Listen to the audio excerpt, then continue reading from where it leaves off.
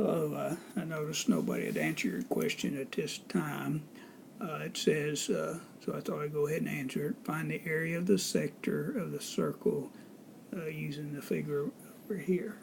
So we're given this figure, we're given a circle, its radius is 14 yards, and the sector we're looking at is 70 degrees.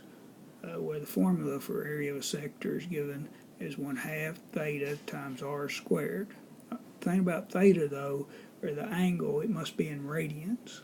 So we're given 70 degrees, and so you got to convert that angle theta into radians, and to convert degrees to radians you multiply by pi over 180. So 70 pi over 180, I put that in the calculator, it come to 1.2217 radians.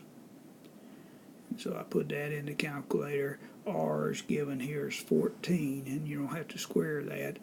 And then half is 0.5. So take 0.5, multiply it by theta, then multiply it by 14 squared.